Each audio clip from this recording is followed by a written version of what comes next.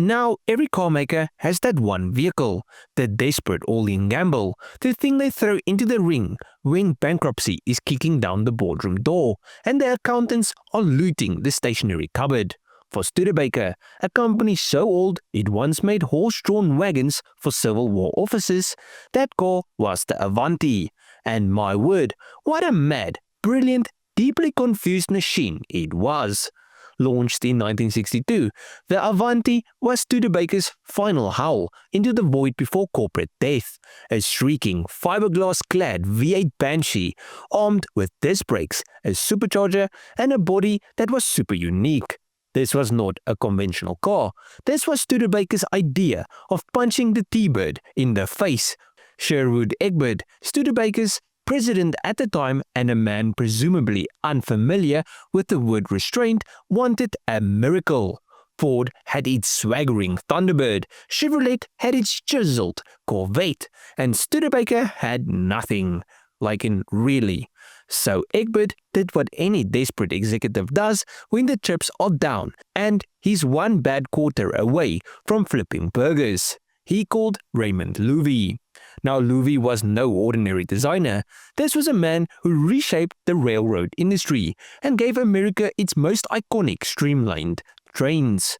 So when Egbert asked him for a sports car, Loewy didn't just say yes, he summoned 3 disciples, Bob Andrews, Tom Kellogg, and John Epstein, and together they birthed the Avanti in just 8 days. And I'm not meaning designed nor sketched, they birthed it from clay in a Palm Springs bungalow. There was, however, a slight problem. Studebaker had no money, so they took the frame from a Lark convertible, a chassis about as glamorous as a wet sock, and welded, bent, and bribed it into something vaguely sporty. The suspension came from whatever was lying around. The coil springs came off a police interceptor, and the leaf springs off of a station wagon. The result was an oddly poised beast, capable of surprising you on a straight and terrifying you in a corner. The body was fiberglass because Studebaker didn't have the money for steel stampings. Over 100 fiberglass panels made up the Avanti, bolted together with all the precision of a vintage garden shed. But it was light, lighter than any of its contemporaries. And here's where it got interesting. The Avanti was a bottom breather. That is, instead of feeding air through a grill like a normal car, it sucked it from underneath. This was aerodynamic trickery years ahead of its time. Inside the Avanti was what would happen if a Boeing 707 had a child with a Cadillac: a padded dash, full-length center console, safety-minded materials, and even an integrated roll bar. Yes, a roll bar.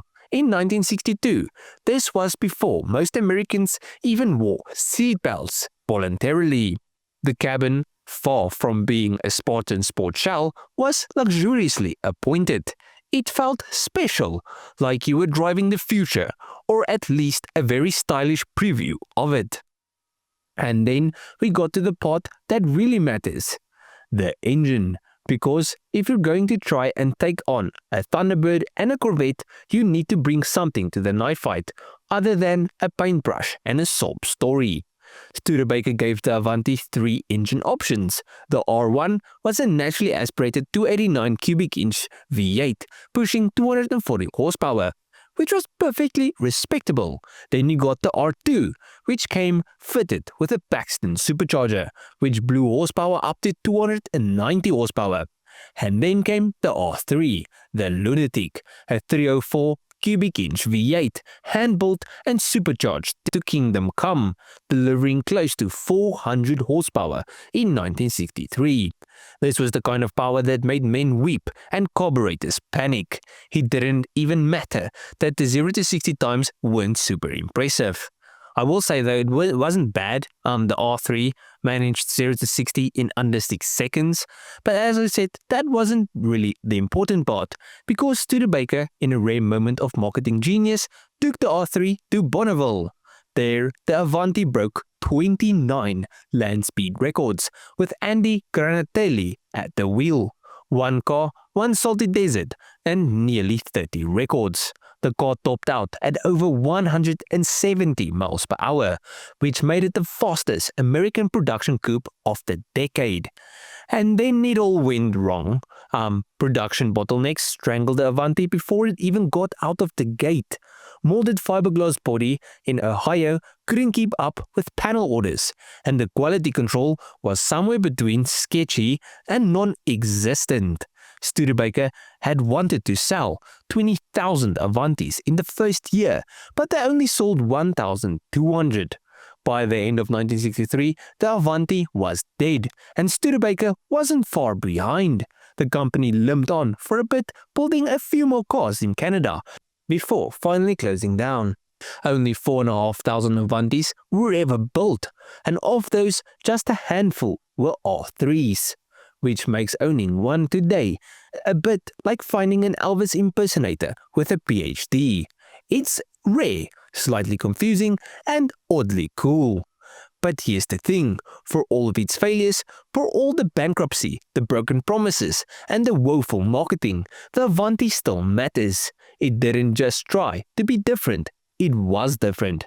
It was ahead of its time in styling, aerodynamics, construction, and safety. It showed that a small American company, even one on its last legs, could produce something genuinely remarkable if it stopped trying to copy everyone else and just went mad. The Avanti wasn't the answer to the Corvette, it wasn't the T-Bird killer, but it was one of the few cars in American history that said, what if we just ignore the rules entirely? And for that, it deserves a spot in the pantheon of brilliant automotive failures, alongside the Tucker 48 and the DeLorean DMC-12. But yeah, at the end of the video, please let me know what you guys thought of the video and what do you guys think of the Studebaker Avanti.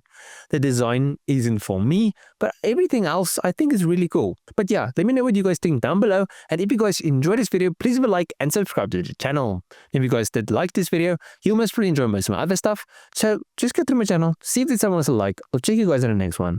Cheers, eh?